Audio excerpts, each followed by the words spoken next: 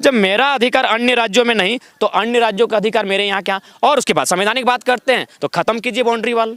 चंद मुट्ठी भर लोगों को लाभ देने के लिए आप कितना बड़ा क्रूर अपराध कर रहे, किसी ने सोचा है? इसीलिए आज जरूरी है, आज बात करनी होगी कि खनन अगर होगी तो उसका विकल्प क्या हो। आंखों में अंगारे होंगे, उनकी आंखों में शोले होंगे, इतना तड़पाया गया स्थानीय लोगों को। हम तो एक किसान, मजदूर, गरीब और जनता की आवाज़ है, जो बात ये लोग पचा नहीं पाते। पुप्त प्राप्त घोड़ा नाय तनी तो थोड़म थोड़ा, तो पिता का रक्त हम में भी है। मैं एक शहीद का बेटा हूँ। झारखंड की राजनीति में एक ऐसा नाम जो इन दिनों चर्चाओं का विषय बने हुए हैं।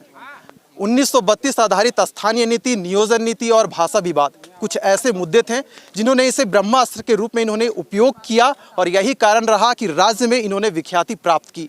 जी हाँ, हम बात कर रहे हैं जयराम महतो जी की। इस वक्त हमारे साथ मौजूद है। आपका जो आंदोलन था क्या सुस्त पड़ चुका है अभी? नहीं, बिल्कुल भी सुस्त नहीं पड़ा है। अभी चूंकि आचार संहिता है, पंचायत चुनाव है और हमने पहले कहा अभी लड़ाई हमारी संवैधानिक है और हम लोग नियमता लड़ेंगे।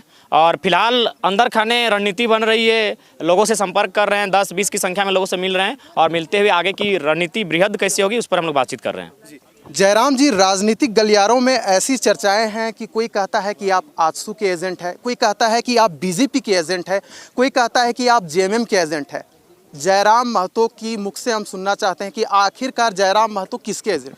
जयराम महतो एक किसान, मजदूर, गरीब और जनता की आवाज़ है, जो बात ये लोग पचा नहीं पा रहे हैं। ईमानदारी से मैं कह दूं, अगर मेरा टैग किसी मंत्री के साथ होता कि वो मंत्री का बेटा है या किसी बड़े बिल्डर का बेटा है तो ये बातें नहीं होती। ये लोग पचा नहीं पा रहे कि पारासनाथ के गांव के निकट एक मामूली छोटे से गांव झोपड़ी में रहने वाला लड़का आज पूरे स्टेट में अपने बातों से, अपने विचारों से एक नई क्रांति लेकर आया है। ये लोग पचा नहीं पा रहे हैं कि उनका बेटा काजू बादाम खाता है, एक माड़ भात खाने वाला आज झारखंड को हिलाने चला। ये लोग पचा नहीं पा रहे हैं। ईमानदारी से कह दे, बिल्कुल देखिए, हम लोग यूथ हैं तो कोई ना कोई पॉलिटिकल पर्सन से कभी ना कहीं फोटो खींचेगा ही। तो जिस फोटो को लेकर ये विवाद हो रहा है कि हम एजेंट हैं, आजसू और बीजेपी का जो टैग दिया जा रहा है उसको जेएमएम पे बात करेंगे, वो मेरा एक रिश्ता भाई लगता है।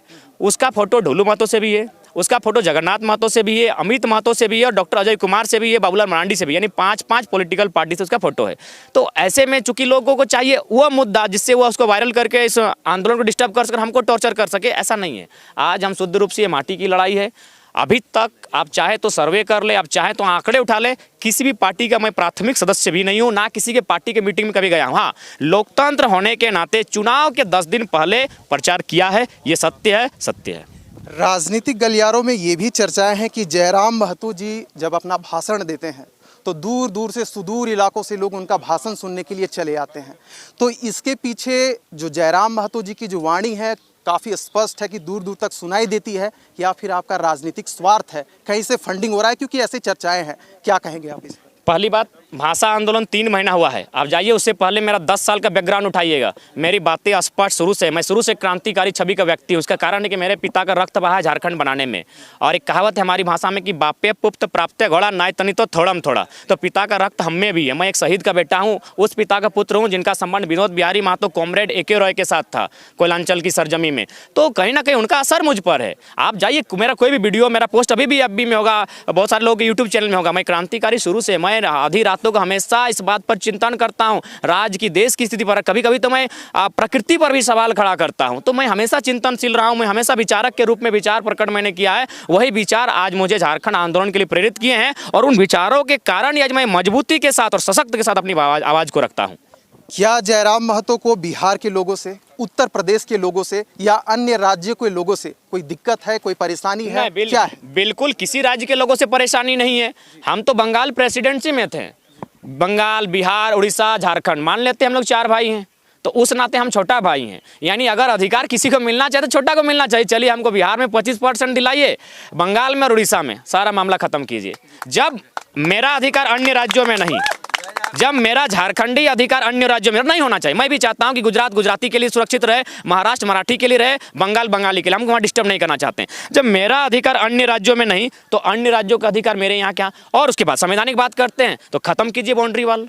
भारत सिर्फ भारत रहेगा, हटाइए सीमाएं। अरे हम तो चाहेंगे इंडिया, पाकिस्तान, चाइना, सब बॉर्डर हटाइए, पंछियों की तरह इंसान खुला उड़े, हटाइए बॉर्डर को। आपसे एक प्रश्न ये भी रहेगा कि आपने कहा कि झारखंड उपनिवेश बढ़ने की दिशा में अग्रसर है, तो कौन ऐसे लोग हैं जो इसको उपनिवेश बनाने की दिशा में काम करें? निश्चय ही यहाँ के जो बड़े बड़े बिल्डर्स हैं, बड़े बड़े कॉर्पोरेट्स हैं, माइंस चलाने वाले हैं, कॉन्ट्रैक्टर्स हैं, वे लोग अपना धन कमाने के लिए चंद मुट्ठी भर लोग हमारे भी हैं जो विधायक, सांसद, मंत्री में पद में रह चुके हैं, वे लोग भी, क्योंकि सीधा सा बात है 40% खनिज देने वाला राज्य झारखंड है। और आज मनुष्य की अगर दुर्गति किसी ने की है तो एक मनुष्य ने की है। मनुष्य इतना लोभी, इतना स्वार्थी है कि वह चंद मुट्ठी भर लाभ अर्जित करने के लिए एक बहुत बड़ी आबादी को नष्ट करने के लिए तैयार है। मैं रिपीट कर दूं, यूरेनियम, वहाँ का जो रेडिएशन निकलता है, उस यूरेनियम के उत्पादन से वहाँ सर्वे कहती है, 7 गांवों की रिपोर्ट कहती है 47% महिलाएं यौन इच्छा ही नहीं है। जबकि आप एक, भले यौन शब्द जब हम कहते हैं थोड़ा सा शर्म महसूस है, लेकिन ऐसा बात नहीं है, तो भाई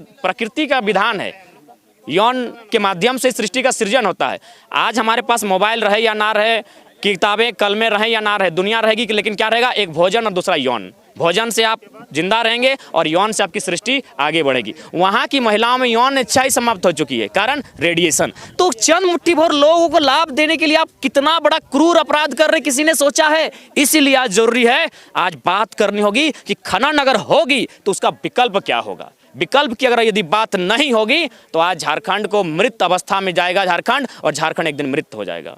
आपसे अंतिम प्रश्न यही रहेगा कि आज के समय में जयराम महतो झारखंड की युवाओं के लिए केवल एक नाम नहीं है बल्कि एक ब्रांड बन चुके हैं। क्या संदेश देना चाहेंगे उन युवाओं को? झारखंड के युवाओं को यही संदेश देना चाहेंगे कि पहले तो आप बातों को समझिए कि मैं किन मुद्दों पे बात कर रहा हूँ। आप स्टडी कीजिए कि स्थानीय नीति ना हो तो क्या नुकसान होगा। नियोजन नीति तो युवा समझ चुके हैं, क्योंकि तैयारी करते हैं, नौकरी लेने की चाहत रखते हैं। उन्हें उद्योग नीति भी समझनी होगी। यदि उद्योग नीति नहीं समझते हैं तो उन्हें जाना होगा किसी क्षेत्रों में जहां उद्योग की स्थापना हुई है, जहां विस्थापन हुआ है, उन्हें वहां जाना होगा। 1 महीना उन्हें भ्रमण करके आना होगा। उनकी आंखों में अंगारे होंगे, उनकी आंखों में शोले होंगे। इतना तड़पाया गया स्थानीय लोगों को। इसलिए झारखंड के तमाम युवाओं को आज निष्पक्षता के साथ, निडरता के साथ बात करनी होगी। धन्यवाद। तो ये थे इस वक्त हमारे साथ थे जयराम महतो जी, जिन्होंने विभिन्न विषयों पर अपने बातें रखी। इनका आंदोलन अभी भी जारी है। अब ये देखने वाली बात होगी कि इनका आंदोलन का मौजूदा सरकार पर क्या असर पड़ता है।